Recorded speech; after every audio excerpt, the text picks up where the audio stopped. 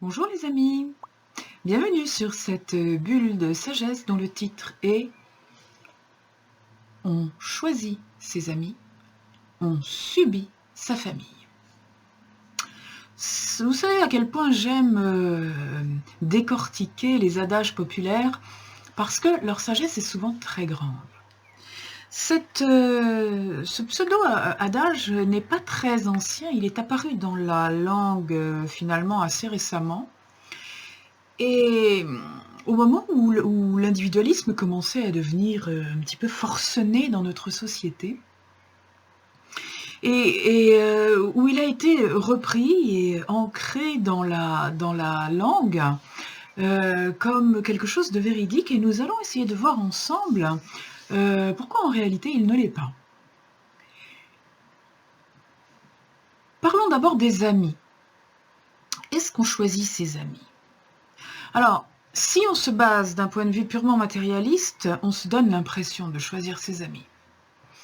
Si on se place d'un point de vue un peu plus spirituel, comme vous savez que j'aime le faire, en réalité, on choisit assez peu de choses. Et encore moins ses amis.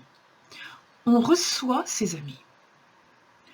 On accueille les amis que l'on attire. Je vous l'ai déjà dit à de nombreuses reprises, ceci est basé sur le véritable principe de la loi d'attraction qui veut que ce que l'on dégage, ce que l'on émane comme ambiance, comme fréquence, va aller, de par les lois de la physique, rencontrer les fréquences similaires un peu partout autour de nous, voire très loin de nous. Ces fréquences similaires, elles vont se potentialiser, qui se ressemblent s'assemblent, elles vont se lier entre elles, et nous allons autour de nous avoir un monde qui va vivre à notre fréquence, nous allons en tout cas ne plus voir que ce qui vibre à notre fréquence, et le monde autour de nous va s'harmoniser sur notre fréquence. Si elle baisse, le monde autour de nous va baisser de fréquence. Si elle monte, le monde autour de nous va monter de fréquence. Il est bien connu de tous les énergéticiens que la maison dans laquelle vous vivez vibre à la même fréquence que vous. Ce n'est pas le contraire. Quand vous arrivez dans un lieu, le lieu peut être beaucoup plus bas ou beaucoup plus haut. Il vient un moment, alors s'il est plus haut, il va vous recharger un peu, parce que les énergies hautes rechargent toujours, annulent toujours beaucoup d'énergie basse. Mais si vous restez très longtemps dans un lieu, au bout d'un moment, le lieu va finir par avoir cessé de vous remplir et il va vibrer à votre fréquence. Donc, pour en revenir à nos amis, eh bien, si on les choisit comme ça. En fait, on choisit d'être ce que l'on est, sachant que cela va attirer un certain type d'amis. Pour ce qui est de la famille, eh bien, on n'a pas lieu de la subir, parce que la famille ne nous est jamais imposée. Nous aussi, on l'a choisi, la famille. On a choisi notre famille bien avant même qu'elle ne nous connaisse. On a choisi notre famille avant notre naissance. Et si on l'a choisi, c'est parce que, avec les gens de cette famille, en tout cas de la famille proche, bien sûr, je ne vous parle pas des cousins au 18e degré, mais des parents, des frères et sœurs, des grands-parents, tous ces gens-là sont des gens avec lesquels on a un lien extraordinairement fort, un lien de destin, un lien karmique comme on dit. Un lien qui provient du passé, qui provient de loin. Et ce sont des gens avec lesquels on a à vivre quelque chose. On ne naît pas dans une famille par hasard. Et aussi loin qu'on s'en éloigne, mais on peut partir à l'autre bout du monde. La famille reste la famille, et ce que l'on est venu faire avec la famille reste un objectif à remplir. Vous savez sans doute, pour ceux qui peuvent l'entendre et qui désirent l'entendre, que lorsqu'on arrive dans une vie, lorsqu'on s'incarne, c'est-à-dire lorsqu'on rentre dans un corps de chair, incarné, c'est dans la viande, dans la chair, lorsqu'un esprit s'incarne, eh bien,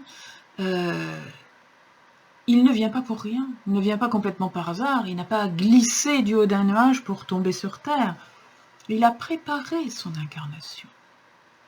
Il a préparé sa feuille de route. Mais de façon à ce que les choses soient un petit peu plus... donnent un petit peu plus de travail, soient un petit peu plus formatrices et développent un petit peu plus de compétences dans l'être, cette feuille de route est complètement effacée à la naissance et nous devons la redécouvrir en nous reliant à la spiritualité d'où elle est née. La toute première chose qui nous accueille, la toute première ambiance qui nous accueille lorsque nous arrivons dans ce monde, c'est la famille que nous nous sommes choisis. Et nous nous sommes choisis une famille parce que nous avons quelque chose à faire avec elle et parce que nous avons une mission à accomplir avec elle. Si nous n'accomplissons pas cette mission, il y a fort à parier que nous devrons l'accomplir plus tard. Voilà. Donc, pour résumer et ne pas être trop longue, on choisit ses amis, oui et non, en tout cas pas avec la tête. On choisit les amis qu'on mérite. Donc, on évolue toujours dans un environnement amical qui nous ressemble, ça c'est vrai. Pourquoi? Mais parce qu'on attire les amis qui vibrent à la même fréquence que nous. Si on a des amis chouettes, formidables, posés, compréhensifs, empathiques, serviables, etc., c'est parce qu'on est comme ça.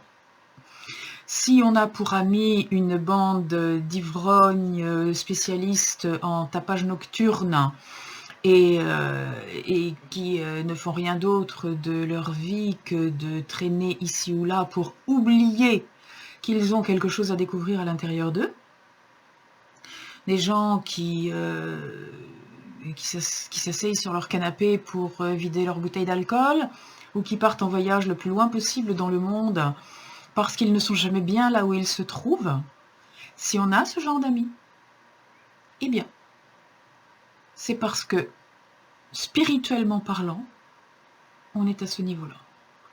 On n'a pas encore commencé à parcourir le petit chemin, le petit raidillon qui mène à la découverte spirituelle de soi-même. Parce que je vous le rappelle, le plus beau voyage n'est pas celui qu'on fait autour de la Terre, mais celui qu'on fait à l'intérieur de soi. Donc, nos amis, nous les attirons, non pas en fonction du choix qu'on fait d'eux, mais du choix qu'on fait de notre vie et de notre comportement. Quant à notre famille, il y a belle lurette que nous l'avons choisie, et si nous la subissons, c'est parce que nous n'avons pas compris ce que nous avons à faire avec elle. Pour terminer, je vous mettrai à la suite de cette petite vidéo un conte qui traîne un peu ici ou là, un conte de sagesse populaire qui vous illustrera un petit peu ce que je viens de vous dire aujourd'hui. Je vous souhaite une bonne continuation. Au revoir.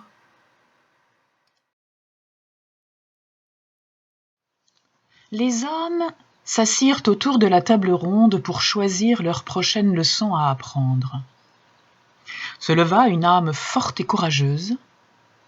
« Je vais sur terre pour apprendre à pardonner. » Les autres âmes dirent effrayées. « Mais c'est l'une des leçons les plus difficiles. Tu ne peux pas l'apprendre en une seule vie. Tu vas souffrir. On va s'inquiéter pour toi, mais tu peux le faire. On va t'aider. » Une des âmes dit alors « Je suis prête à t'accompagner sur terre pour t'aider. Je serai ton mari. Dans notre vie familiale, il y aura beaucoup de problèmes à cause de moi. Et tu devras apprendre à me pardonner. » Une autre âme soupira « Je peux devenir un de tes parents. Je vais te faire vivre une enfance difficile et ensuite tu me suivras dans tout ce que tu vas faire et tu apprendras à me pardonner. » Et la troisième âme dit « Et je serai un de tes supérieurs. Je te traiterai mal, injustement, pour que tu apprennes le sens du pardon. » D'autres âmes décidèrent également de la rencontrer à d'autres périodes de sa vie pour réviser la leçon. Chaque âme choisit sa leçon à apprendre, prépara un plan de vie et descendit sur terre pour remplir son contrat d'âme. Il n'y a jamais de hasard. Chaque personne apparaît dans notre vie au moment où nous en avons besoin, parce que nous en avons besoin pour apprendre une leçon que nous avons choisi d'apprendre dans cette vie. C'est une histoire de Diane Gagnon.